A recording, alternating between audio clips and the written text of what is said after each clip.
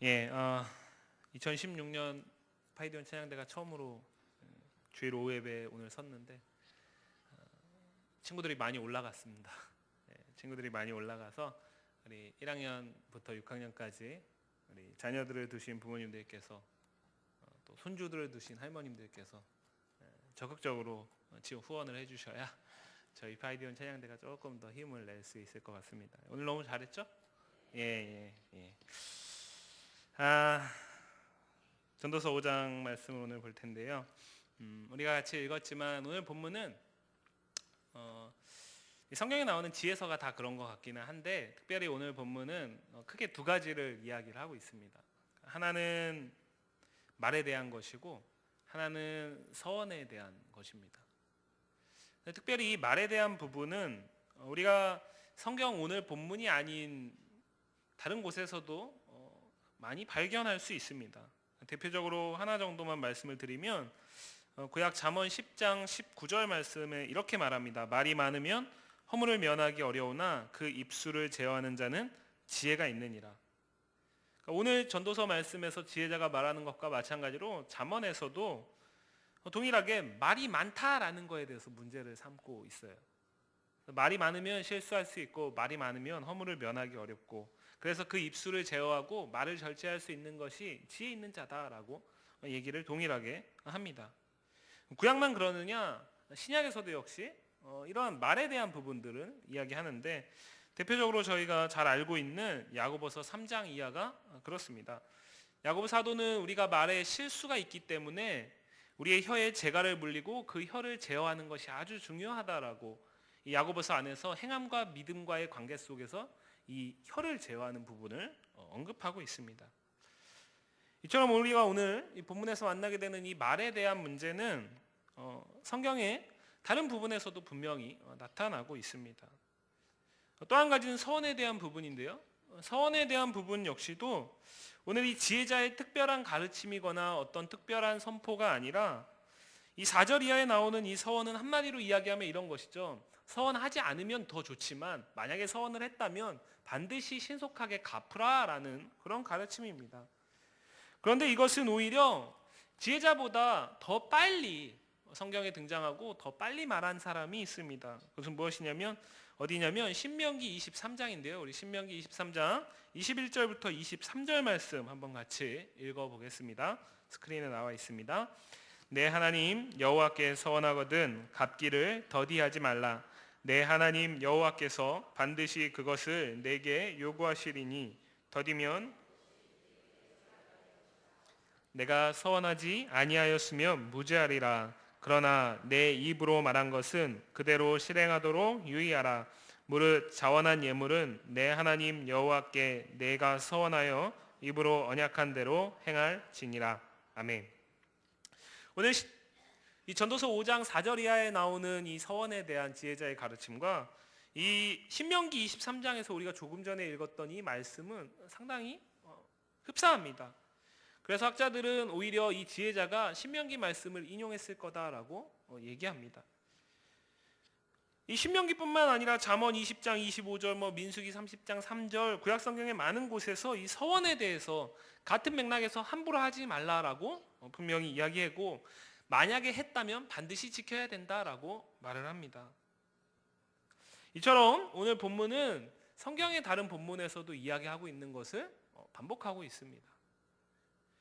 그것은 무엇이냐면 오늘 본문을 우리가 정확하게 바라보기 위해서는 이 본문에서 우리가 표면적으로 대하고 있는 이 말에 대한 문제와 서원에 대한 문제에 집중하는 것이 아니라 지혜자가 이것을 왜 이 본문에서 다시 말하고 있느냐가 중요하다라는 것입니다. 그것을 우리가 이해할 때에 오늘 이 전도서 5장 1절부터 7절까지의 말씀이 과연 우리에게 무엇을 말하고 있는지를 조금 더 이해할 수 있고 한 걸음 더 나아갈 수 있습니다. 다시 말씀을 한번 보도록 하겠습니다. 우리 1절 말씀, 5장 1절 말씀 같이 한번 읽어보겠습니다. 너는 하나님의 집에 들어갈 때에 내 발을 삼가할지어다. 가까이하여 말씀을 듣는 것이 우매한 자들이 재물 드리는 것보다 나으니 그들은 악을 행하면서도 깨닫지 못함이니라. 아멘. 지혜자는 오늘 본문을 시작하면서 단순히 그냥 우리에게 말을 절제하라, 혀를 제어하라, 서원하지 말고 했다면 반드시 갚으라 라는 어떤 이런 당위적인 명령만을 하는 것이 아니라 먼저 무엇을 말하고 있냐면 너희가 하나님의 집에 들어갈 때에 라는 상황을 먼저 제시하고 있습니다. 우리의 눈에는 말을 제어하는 것, 서원을 금하는 것, 서원했다면 갚는 것, 이것이 훨씬 더 직접적으로 다가오지만 지혜자는 오늘 이것을 어떤 상황에서 바라보라고 이야기하는 것이냐면 너희가 하나님의 집에 들어갈 때에, 우리가 하나님의 집에 들어갈 때에 그때에를 전제하고 있다라는 것입니다. 다시 말해서 오늘 이 여기서 말하는 하나님의 집은 우리가 알고 있는 성전입니다. 그러니까 성전에 들어갈 때에, 이 성전에 들어가는 그 특정한 상황 속에서 오늘 지혜자는 성경의 다른 곳에서 이야기하고 있는 것들을 다시 우리에게 보여주는 것입니다. 성전이라는 곳은 성경에서 어떤 곳입니까? 하나님의 임재가 충만하게 임하는 곳입니다. 열왕기상 8장 10절부터 11절까지의 말씀 보시면 스크린에 나와 있는데요. 제사장이 성소에서 나올 때에 구름이 여호와의 성전에 가득하매 제사장이 그 구름으로 말미암아 능히 서서 섬기지 못하였으니 이는 여호와의 영광이 여호와의 성전에 가득함이었더라. 아멘. 이 열왕기상 8장은 다윗의 아들인 솔로몬이 아버지의 유언을 따라서 아버지가 다 준비해 놓은 것들을 가지고 하나님의 성전, 흔히 우리가 얘기하는 예루살렘 성전을 완공한 후에 그곳에서 하나님께서 말씀하시는 내용이 이 8장과 9장 이하에 나오거든요. 그런데 오늘 8장 10절부터 11절까지에서 뭐라고 얘기하고 있냐면 제사장이 성소에서 나올 때에 구름이 여호와의 성전에 가득했다라고 말을 합니다. 근데 여기서 말하는 이 구름이 출애굽기 40장에 나오는 하나님이 모세에게 성막을 지으라고 했던 그 성막을 완공한 이후에 하나님께서 그 성막 위에 임했던 그 여호와의 영광의 구름, 이 쉐키나의 구름을 동일하게 오늘 성전에서 우리가 보게 되는 것입니다. 그것은 무엇이냐면 하나님이 모세에게 성막을 지으면서 내가 이곳에 임하겠다라고 약속하셨던 그 약속이 솔로몬의 성전, 이 예루살렘 성전으로 이어지고 있다라는 것입니다. 그렇기 때문에 성전은 단순하게 건물이 아니라 하나님의 임재를 상징하는 장소고 하나님을 찾고 하나님을 만나길 원하는 사람들이 가야 할 곳을 구약에서는 언제든지 성전이라고 우리에게 말하고 있습니다. 그런데 하나님께서 단순히 그곳에서 구름으로 임하시고 끝나는 것이 아니라 열왕기상 9장 3절 보시면 이 솔로몬에게 임하셔서 말씀하시는데 우리 9장 3절 다 같이 읽어보겠습니다. 여호와께서 그에게 이르시되 내 기도와 내가 내 앞에서 간구한 바를 내가 들었은즉 나는 내가 건축한 이 성전을 거룩하게 구별하여 내 이름을 영원히 그곳에 두며 내 눈길과 내 마음이 항상 거기에 있으리니. 아멘. 하나님은 그냥 잠시 왔다 들렸다 가는 곳으로 오늘 성전을 이야기하고 계시지 않습니다. 솔로몬에게 무엇이라고 말합니까? 이 성전에 내 이름을 두겠다, 내 눈길을 두겠다, 내 마음을 두겠다라고 말합니다. 내 이름, 내 눈길, 내 마음, 하나님은 하나님이시기 때문에 이름과 눈길과 마음이라는 것을 가질 수가 없으시죠. 그런데 내 이름과 내 눈길과 내 마음을 두시겠다라는 것은 무엇입니까? 하나님 존재 자체가 하나님께서 이 성전에 충만히 거하시겠다라는 뜻입니다. 그리고 그것은 잠깐이 아니라 항상이라는 거죠. 바로 이 약속을 붙들고 이스라엘 백성들은 그 이후에 이 성전 자체를 그만큼 신성시해 왔다라는 것을 우리는 교회사의 역사를 통해서 알고 있습니다. 바로 이 성전에 들어갈 때를 말합니다. 오늘 지혜자는 무엇입니까? 하나님의 임재를 찾아올 때, 하나님의 임재를 누릴 때, 하나님의 임재 가운데 거할 때를 말하는 것이죠. 그런데 지혜자는 하나님의 임재 가운데 거할 때 너희가 이렇게 해라 라고 말하지 않고 따라서는 안 될 우매자의 모습을 먼저 보여줍니다. 우매자들은 어떻습니까? 우매자들은 제물을 드립니다. 그런데 성경은 무엇이라고 말하냐면 그 제물을 드리는 우매자들은 왜 우매자냐면 제물을 드리는 것 때문에 아니라 악을 행하면서도 깨닫지 못하기 때문에 우매자라고 이야기합니다. 이것은 우리가 선지서의 말씀을 통해서 계속해서 만나게 되는 모습입니다. 이스라엘 백성들은 오늘 이 성전이라는 것 자체에 하나님이 충만히 임하기 때문에 그곳에 가서 제사의 신앙의 모습을 갖는 것, 그것을 가장 최우선에 뒀고 가장 중요하게 생각했습니다. 그 제사의 가장 핵심이 제물인 것이죠. 어떤 제물을 드리고 얼마나 값지고 얼마나 귀한 것, 얼마나 많은 것들을 갖다 드리느냐가 이들에게는 가장 중요한 관심사입니다. 그런데 하나님께서는 오늘 지혜자를 통해서 뭐라고 말하고 있냐면 그것은 우매자의 모습이라고 말하는 거예요. 왜냐? 제사를 드리지 않기 때문이 아니라 제물이 잘못된 것이기 때문이 아니라 그들이 악을 행하면서도 깨닫지 못하기 때문에 오늘 서슴없이 나에게 제사하러 나오는 것이다 라고 말하는 것이죠. 구약 성경에서 하나님은 이스라엘 백성들을 만나주시지 않습니다. 여호와의 성전에 하나님이 계시겠다라고 말하고 그곳에 찾아가지만 그곳에서조차도 이스라엘 백성들은 하나님을 직접적으로 만날 수 없습니다. 하나님을 대면하게 되면 그들은 그 하나님의 영광 아래 죽을 수밖에 없기 때문이죠. 그렇기 때문에 오늘 이들은 이 제사라는 행위를 통해서 하나님을 최선을 다해서 찾고 성전에 찾아와서 그 하나님의 임재를 누리려고 하는데 하나님은 그것을 아주 옳지 않고 아주 어리석은 것이다 라고 말하는 것입니다. 그 이유는 우리가 선지서에서 발견하는 그 이유입니다. 분명히 제사를 드리고 제물을 드리지만 그들에게는 하나님이 정말 원하시는 것이 없었다라는 거죠. 제사를 드리는 그들에게 하나님이 진짜 받고 싶어 했던 그 제물이 없었다라는 것입니다. 이렇게 말씀드리면 이 당시에 이 구약의 이스라엘 백성들은 우리가 언제 안 드렸죠? 우리가 언제 제물을 안 갖고 왔나요? 우리 제물이 그렇게 문제가 있었나요? 라고 반문할 것입니다. 그러나 하나님께서는 선지서 안에서 수없이 많은 선지자를 통해서 늘 말씀하시는 게 뭐냐면 나는 너희에게 제사를 원하지 않는다. 나는 너희에게 상한 마음을 원한다. 나는 너희가 제사를 드리는 그 제사 가운데 너희의 마음이 있기를 원한다라는 것을 끊임없이 이야기하시잖아요. 특별히 호세아 선지자에게 뭐라고 말합니까? 나는 인애를 원하고 제사를 원치 않는다라고 말씀합니다. 그 하나님의 일갈이 오늘 우매자에게 지혜자를 통해서 전해지고 있는 거예요. 그러면서 지혜자는 우매자와는 달리 우매자는 요란하잖아요.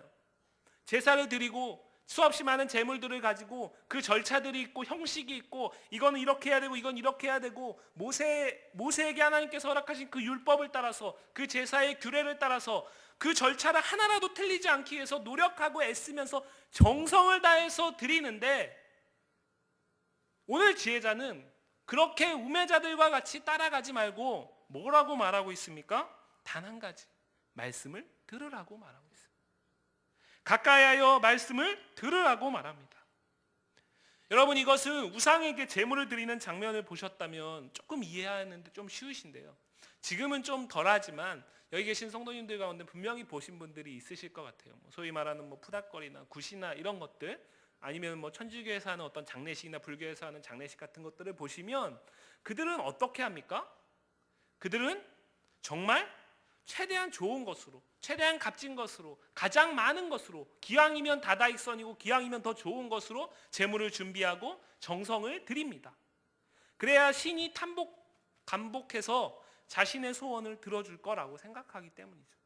자신이 섬기는 그 신이 자신의 요구를 들어줄 것이다 라고 생각하는 최선의 것을 가지고 나아갑니다. 그리고 그 가운데 제물만 있습니까? 그렇지 않습니다. 알아들을 수도 없는 이상한 말들로 자신들의 주문과 같은 말들을 외우기 시작합니다. 반복합니다. 중언부언하고 낯가리기 시작합니다.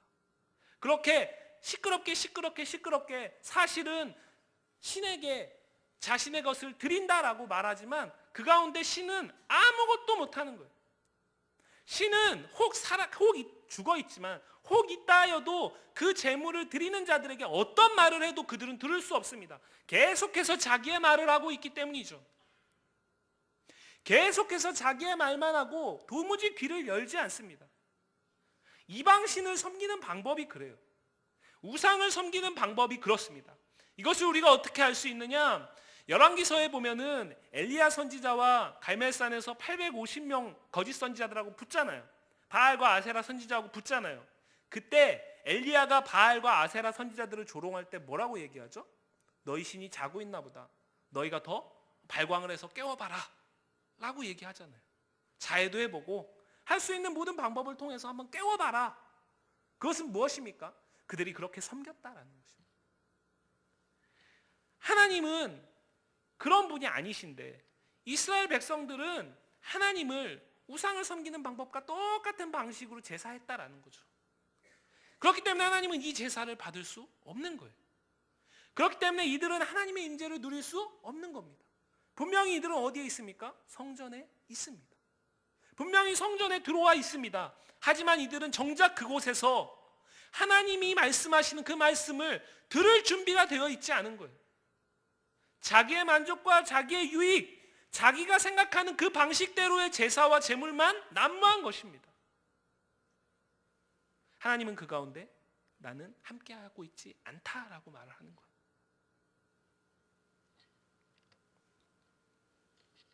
그러나 오늘 지혜자는 임재하신 하나님께 나아가서 그 하나님의 말씀을 들으라. 다른 것을 이야기하지 않죠.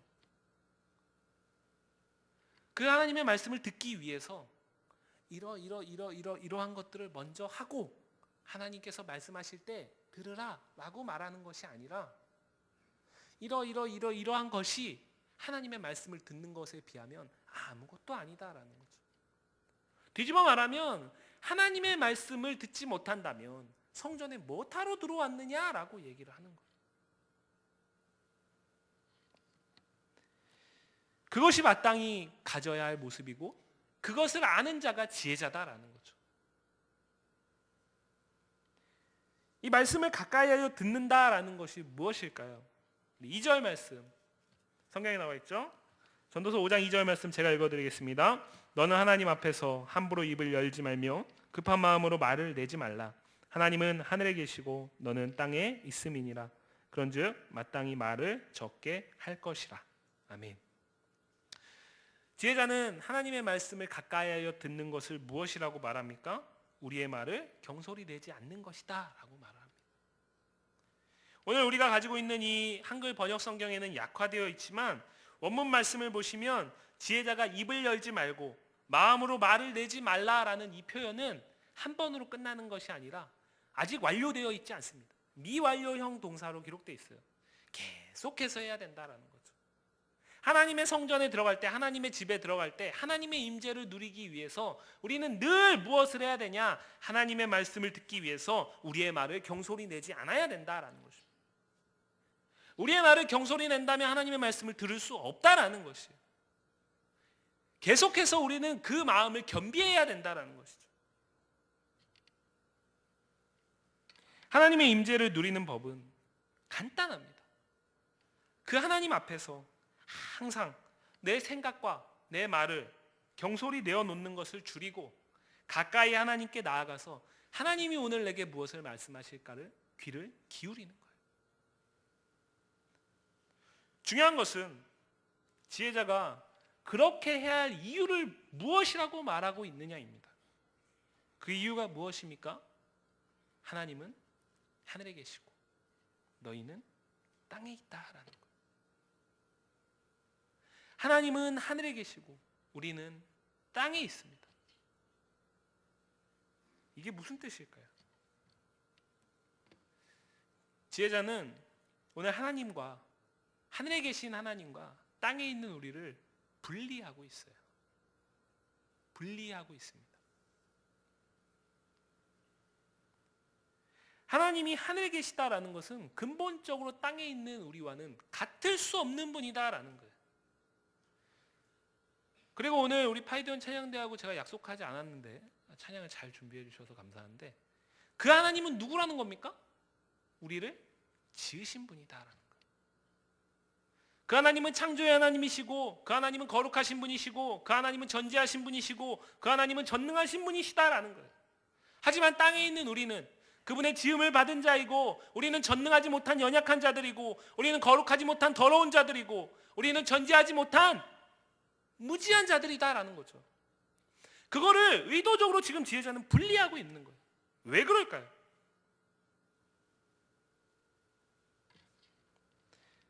하나님이 하늘에 계시다라는 것을 인정하는 자가 그 하나님의 음성에 귀를 기울일 수 있지 않겠습니까?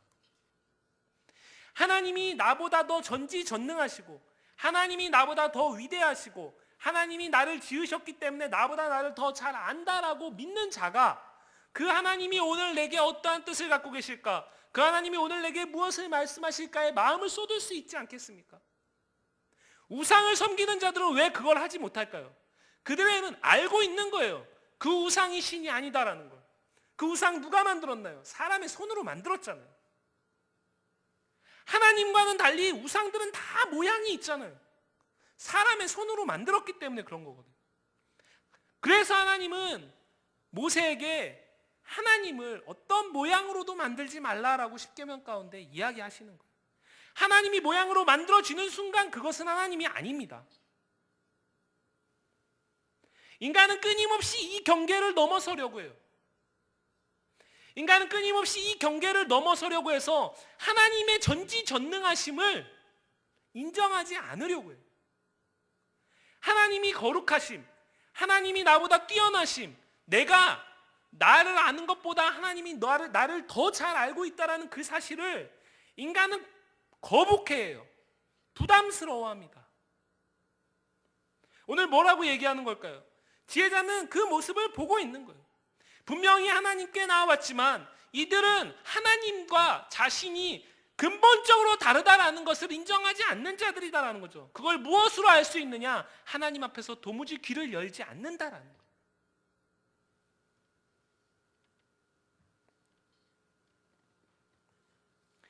지혜자는 동일하게 우리에게 말합니다.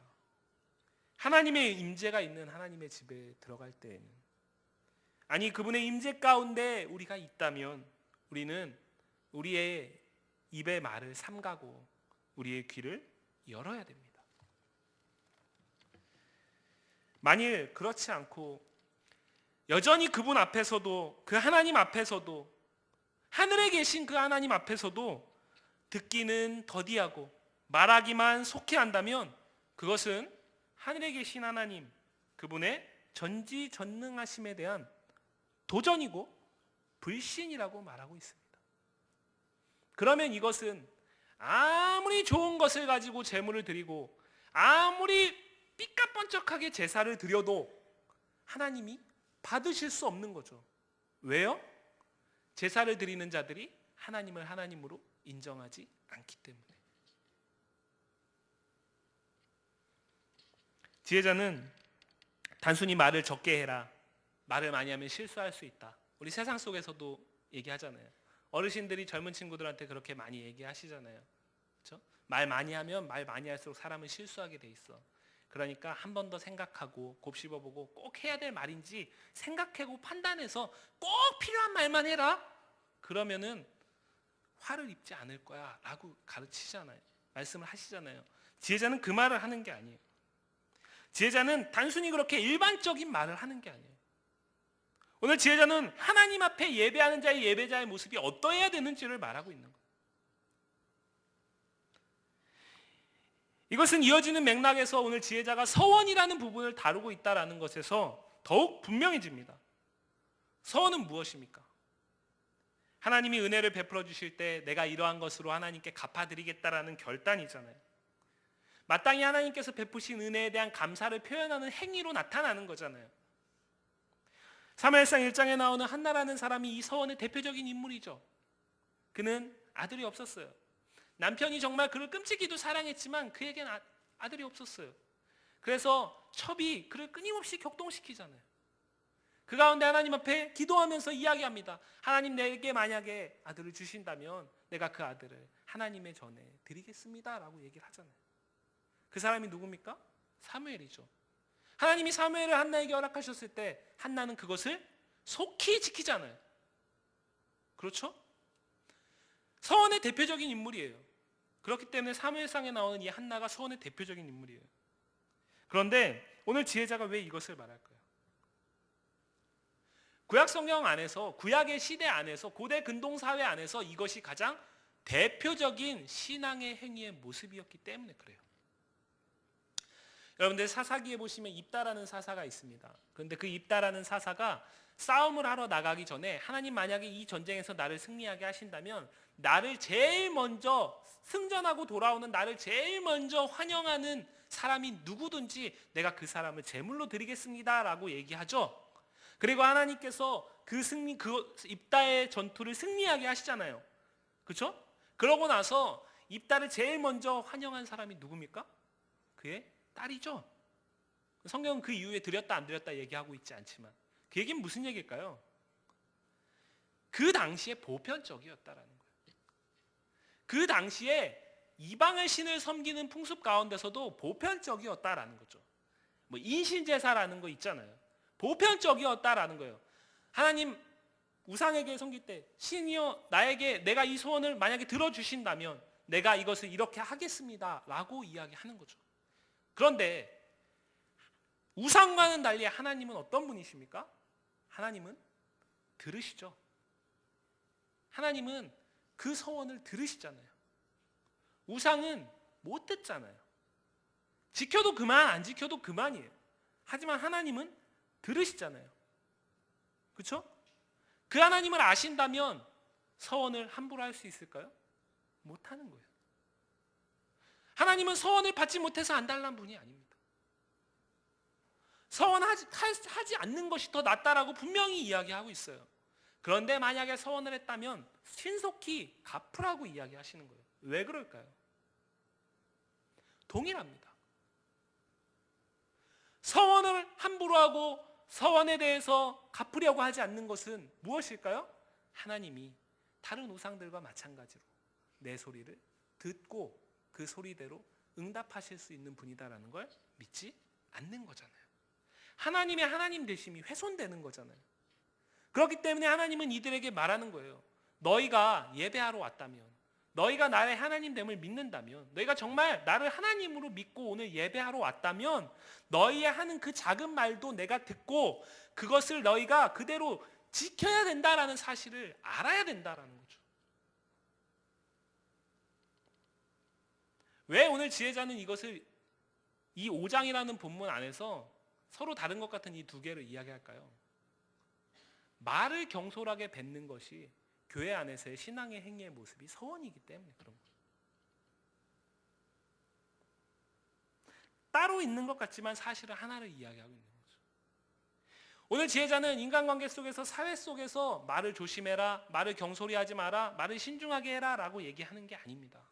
하나님과의 관계 속에서 신앙의 행위의 모습 속에서 예배 안에서 하나님께 말하는 것을 경솔히 하지 말라라는 거예요. 가능하면 들으라는 거죠.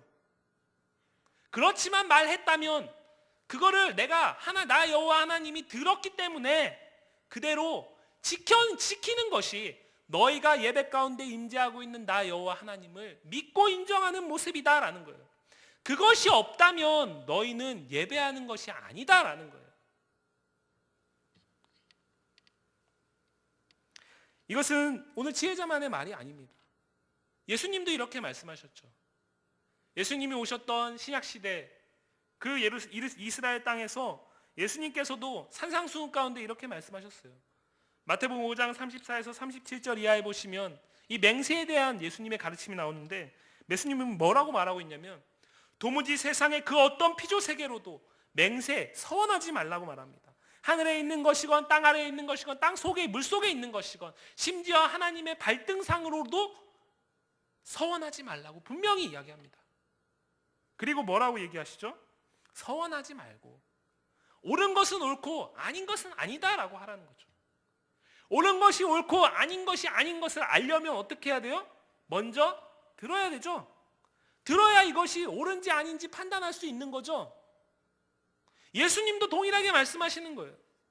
함부로 말하지 말고 함부로 서원하지 말고 함부로 맹세하지 말고 나 여호와 하나님이 예수 그리스도께서 말씀하시는 것이 그 복음을 찬찬히 들으라라는 거죠.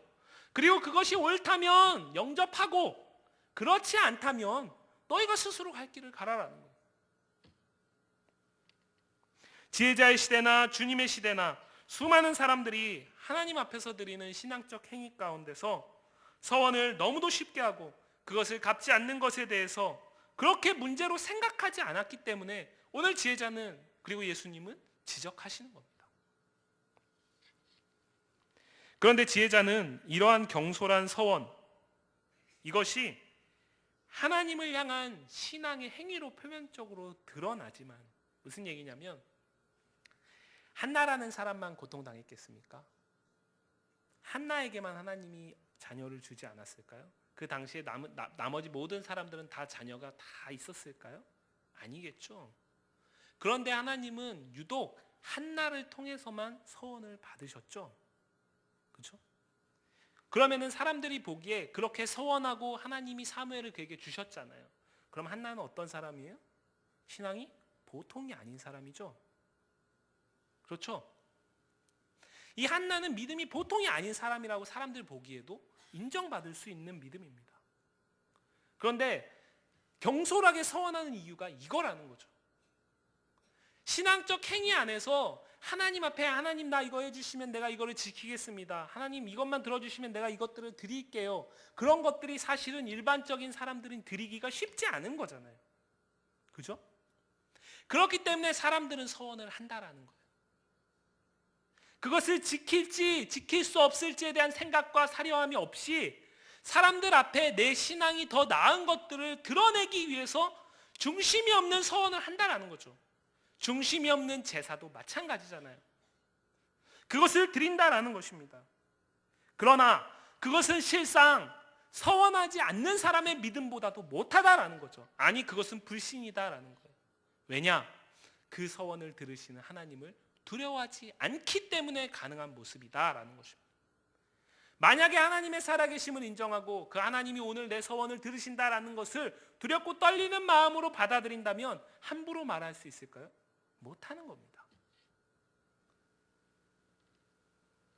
이어지는 6절 말씀에서는 그거 실수였어요 라고 핑계하지 말라라고까지 이야기합니다. 그렇게까지 말씀하시면서 오늘 지혜자는 오늘 본문에서 하나님이 무엇이라고 말하는 것이라고 말하는 거냐면 계속 말이 반복되네요. 뭘 말하고 싶은 거냐면 너희의 말을 삼가고 하나님의 말씀을 들으라. 그것을 말하는 거예요. 지혜자는 이것을 말하기 위해서 4절과 7절 말씀에서 꿈이라는 것을 가지고 왔습니다. 꿈이 많을수록 그것은 무익하고 결국 그것은 헛것이다. 하나님의 집에 들어갈 때에는 그분의 임재 앞에서는 많은 말을 하는 것이 쓸데없이 많은 꿈을 가지는 것만큼 하나님의 임재 앞에서 많은 말을 하는 것은 아주 무익하고 그것은 헛것이다 라고 말합니다. 이것을 우리는 구약성경 창세기 11장의 바벨탑의 사건을 통해서도 볼 수 있습니다. 창세기 11장을 보시면 동방의 시날이라는 평지에 사람들이 모여 있어요. 그런데 성경을 잘 보시면 그때에는 음이 하나고 언어가 하나였다라고 이야기합니다. 그게 무슨 얘기냐면 이들이 바벨을 쌓아가는 그 계획 자체가 이들의 말에서 시작되었다라는 거예요. 어떤 사람의 엄청난 구상 속에서 나온 것이 아니라 서로 간의 말 속에서 계획이 착착착착 진행되어 갔다라는 것입니다. 창세기 11장은 잘 보시면 의도적으로 이들이 바벨탑을 쌓아가는 원동력이 무엇인지를 말해요. 그건 뭐냐면 말입니다. 바벨탑을 쌓아가던 시나이 평지에는 참 많은 말이 있었어요. 하지만 당시에는 모든 언어가 하나였다라고 말씀드렸죠. 그것이 분산되지 않아요. 그 말을 거기 있는 모든 사람들이 다 알아듣습니다. 그리고 한 마음을 품는 거죠. 우리가 저 하늘 꼭대기까지 하나님 계신 그곳까지 탑을 쌓아 올려보자. 이 말을 그 시나이 평지에 있는 모든 사람들이 한 마음으로 품게 돼요. 그리고 그렇게 말을 하면서 서로 독려하면서 계속해서 탑을 쌓아 올라갑니다. 하나님이 그들을 내버려 두지 않아요. 어떻게 하시죠? 내려오세요. 하늘에 있는 하나님과 땅에 있는 인간은 근본적으로 다른데 땅에 있는 인간들이 하늘에 있는 하나님까지 닿으려고 그 분리를 깨트리려고 하니까 하나님이 내려오셔서 그들의 말을 흩어버리시죠. 그리고 그들의 계획이 수포로 돌아갑니다.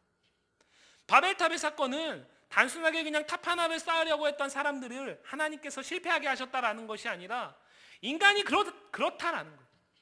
범죄로 인해서 타락한 인간은 어떠한 속성을 가질 수밖에 없냐? 하나님과 내가 다르지 않다라는 것을 끊임없이 증명하려 한다라는 거죠. 창세기 3장의 범죄의 순간을 보시기 바라요. 뱀이 아담과 하와를 유혹할 때, 뱀이 하와를 유혹할 때 선악을 알게 하는 나무의 실과를 먹으면 너희가 하나님과 같아질 것이다 라고 말하잖아요. 그것이 죄의 근본적인 속성이다라는 거예요. 그 속성이 적나라하게 드러난 게 바벨탑의 사건이에요. 그런데 오늘 지혜자는 뭐라고 얘기하고 있습니까? 그 죄의 속성이 예배라는 신앙의 행위 속에서도 그대로 나타나고 있다라는 거죠. 두려운 것은 이 죄의 속성이 하나님의 집에 들어갈 때, 그분의 임재를 구할 때, 그분의 임재 안에서 예배할 때조차도 그대로 남아있다라는 것입니다. 어쩌면 우리는 지혜자의 시대에 우매자와 같이 신앙적 행위로는 분명히 예배하는, 어쩌면 다른 사람들이 보기엔, 사람의 눈에 보기에는 정말 신실한 예배자일지 모릅니다. 그러나 하나님은 그때나 지금이나 여전히 하나님께 참으로 예배하는 사람들을 찾고 계십니다. 왜일까요? 많은 사람들이 예배 자리에서 하나님께 가까이 나아가 그 하나님의 말씀을 듣기보다는 그 자리에서 자기의 말을 하기를 즐기기 때문이에요. 이것은 단순히 말을 많이 하는 것을 말하지 않습니다. 그러기에 오늘 지혜자는 말을 절제하라, 말을 줄이라, 말을 삼가라 라고 본문을 마무리하지 않고 5장 7절의 마지막에서 뭐라고 말합니까? 오직 너는 하나님을 경외하라 라고 말합니다. 하나님 앞에서 그 하나님의 말씀을 듣기보다, 가까이 귀를 기울이기보다 말을 많이 하고 경솔히 서원하고 나를 드러내고 내가 하나님과 다르지 않다라는 것을 끊임없이 증명해 나가려고 하는 것은 하나님을 경외하지 않는 것이다. 하나님을 경외하지 않기 때문에 그럴 수 있고, 하나님을 경외하지 않기 때문에 하나님께 예배한다라고 하지만 하나님의 말씀을 들을 귀를 열지 않는다라는 거죠. 예수님이 수가성 여인과의 대화 속에서 요한복음 4장에 나오죠. 영과 진리로 예배하라고 말씀하시는 맥락 속에서도 수가성 여인은 예수님께 무엇을 묻습니까?